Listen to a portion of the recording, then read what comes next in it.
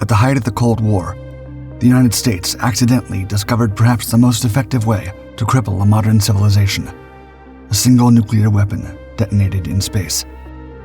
While the sky lit up in colors no one had seen before, streetlights went out, telephone lines went down, and satellites were knocked out. Using nuclear weapons in space has been banned for over 60 years. But today, evidence suggests Russia may be preparing to do it again. And now, the consequences would be far more devastating. In August 1961, the Cold War nuclear arms race was back on, more intense than ever. 3 years earlier, the Soviet Union had initiated a moratorium on nuclear weapons testing. And despite initial resistance, the United States had eventually agreed to do the same. For a brief moment, it seemed that humanity had seen the destruction it could cause if it wanted to, and simply decided not to. Yet now, without warning, Moscow had decided to resume detonations with a ferocity that the West found alarming. In October 1961, just 2 months after breaking the moratorium, the Soviet Union detonated the Tsar bomb, a 50-megaton hydrogen bomb, the most powerful nuclear weapon ever exploded. The shockwave circled the Earth 3 times. The US was increasingly afraid that weapons like this could soon be used against its population from what was fast becoming the Cold War's most hotly contested theater: space. Both superpowers had already conducted nuclear tests outside the Earth's atmosphere before the 1958 moratorium was applied. But they had been rushed, the instrumentation used had been inadequate, and the resulting data was too thin to offer solid conclusions. Physicist Dan Winsky, who worked on the program, later recalled that scientists at the time, quote, could probably only do a one-dimensional calculation. In other words, if the Soviets detonated a nuclear weapon in space above American soil, Washington had no reliable way to know what it would do. That was a frightening position to be in. And so, under the name Operation Fishbowl, the US decided to conduct some more rigorous tests to find out for itself.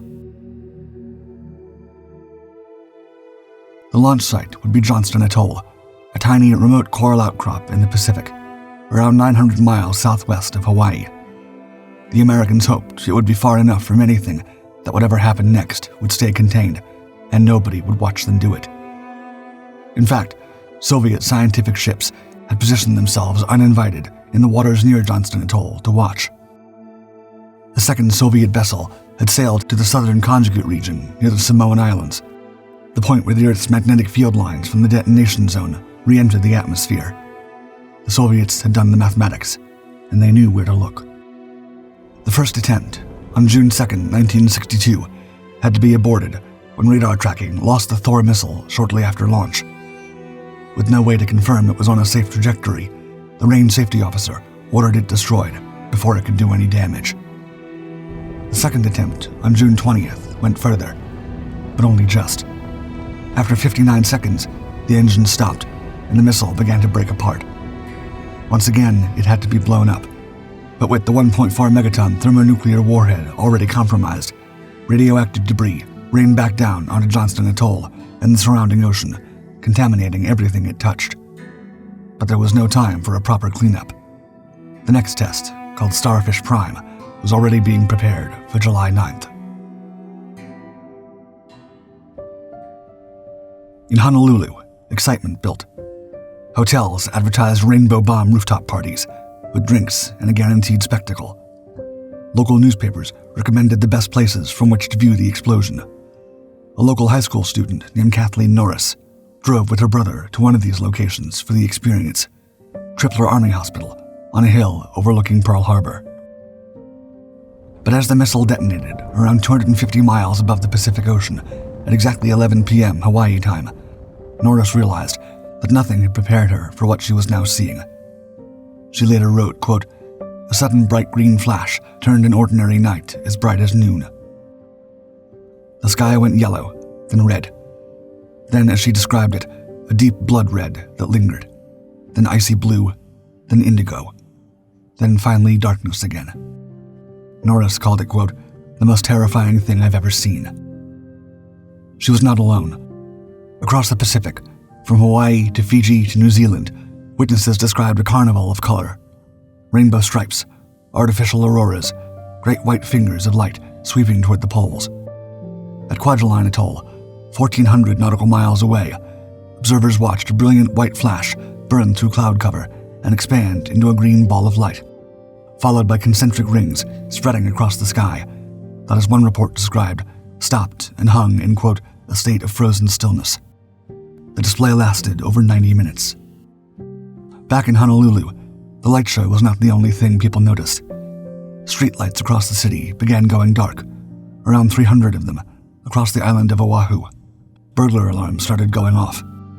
Telephone service between Kauai and the other Hawaiian islands went down entirely after a microwave relay link was knocked out. On the U.S. military aircraft monitoring the test, electrical surges were detected. Radio communications blacked out across a wide area. This electromagnetic pulse, or EMP, had been predicted, but nobody had imagined just how strong it would be. The Starfish Prime EMP was so powerful that it drove much of the monitoring instrumentation off the scale entirely. Scientists couldn't get accurate readings because the readings had simply maxed out. The assumption that Johnston Atoll was far enough from anything to keep the effects contained had been proven drastically wrong.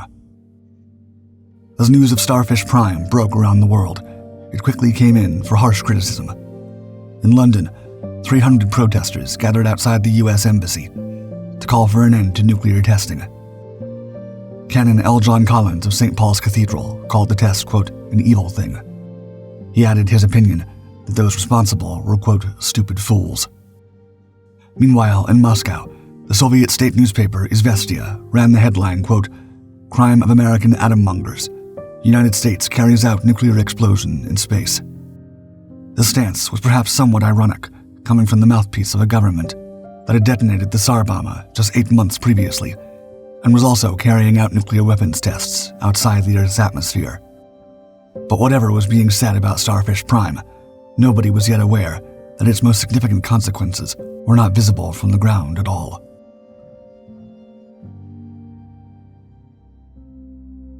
In the days and weeks that followed, something strange began happening in orbit.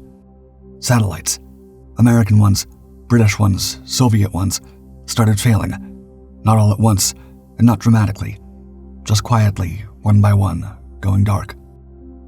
When the warhead detonated, it didn't just release a flash of light and an electromagnetic pulse. It released roughly a billion electrons into the Earth's magnetosphere, high-energy particles that didn't dissipate harmlessly into space. Instead, they were captured by the Earth's magnetic field and began circling the planet, forming an entirely new radiation belt, artificial and invisible, wrapped around the Earth like a trap. Any satellite that passed through it absorbed punishment. Solar panels degraded. Electronics were disrupted. Systems that had been functioning perfectly began to fail, not because anything had hit them, but because the environment they were orbiting through had been fundamentally changed. Among the casualties was Telstar 1, AT&T's communications satellite, the first ever to relay live television signals across the Atlantic. Launched just 1 day after Starfish Prime. It lasted 7 months before its transistors gave out.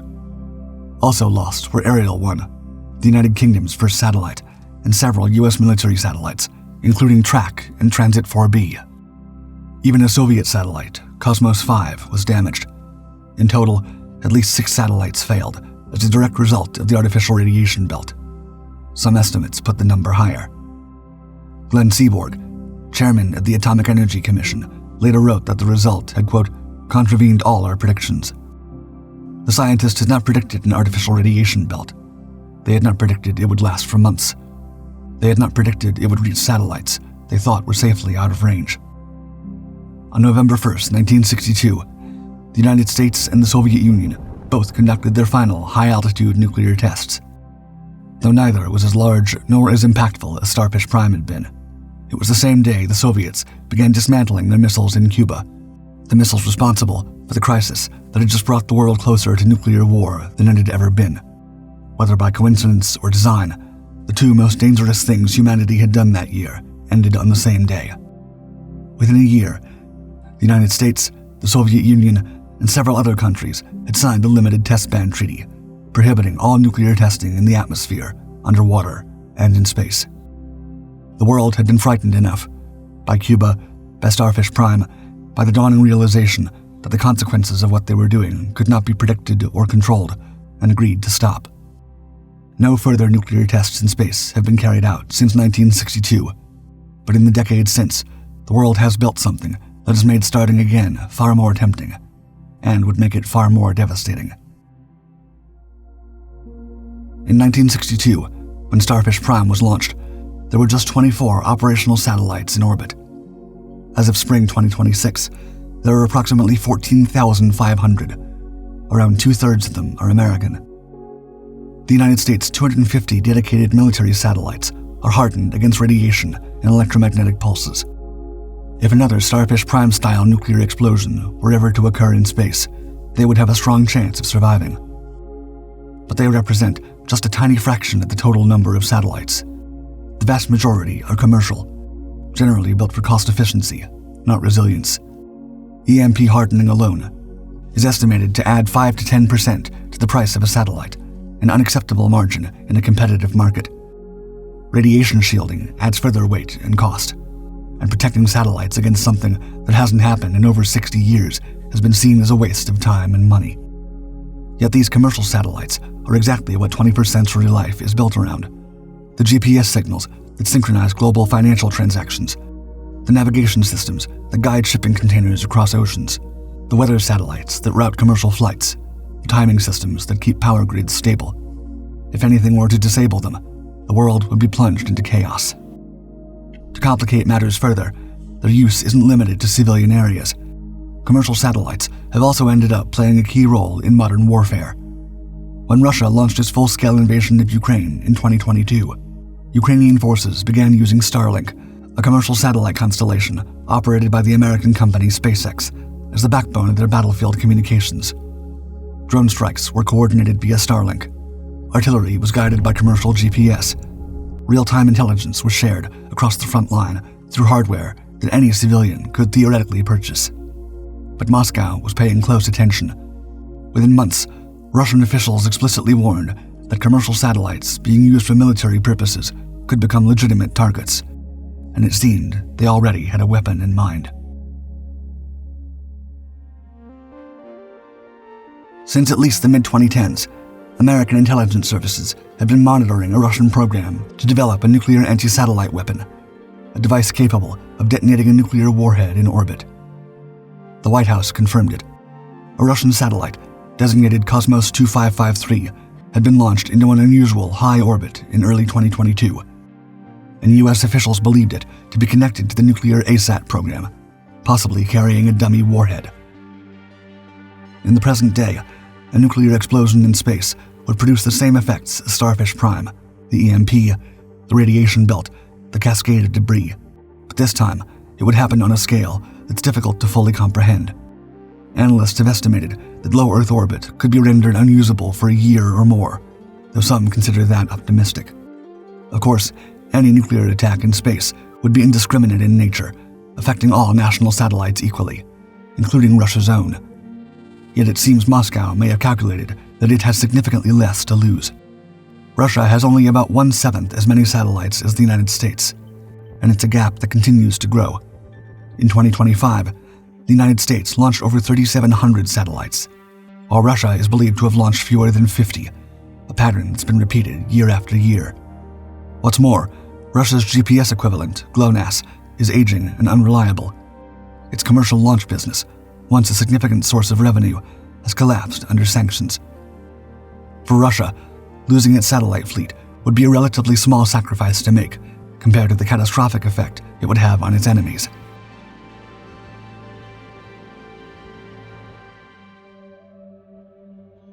While the asymmetric nature of satellite assets might make using nuclear weapons in space appealing to the Russians, in theory, there's still a legal framework in place that stops them from doing so, as well as the Limited Test Ban Treaty signed in the aftermath of Starfish Prime, which outlaws nuclear explosions in space. The 1967 Outer Space Treaty prohibits stationing or deploying nuclear weapons in space. Under this treaty's terms, Russia would not even need to detonate the weapon to break the law. The moment a nuclear-armed satellite is placed in orbit, the treaty is already violated. Yet Russia has become skilled at a particular kind of legal theater. publicly championing international norms while systematically dismantling them. In 2023, the Russian State Duma voted to de-ratify the Comprehensive Nuclear Test Ban Treaty, the agreement that would have permanently prohibited all nuclear explosions everywhere. Also in 2023, Russia suspended its participation in New START, the last remaining bilateral nuclear arms control agreement with the United States. The broader architecture of nuclear restraint that was painstakingly built over decades is being taken apart, piece by piece. Then in April 2024, the United States and Japan brought a resolution to the UN Security Council reaffirming the ban on nuclear weapons in space, a ban the Soviet Union had helped negotiate 60 years earlier in the aftermath of Starfish Prime. Only this time, Russia vetoed it.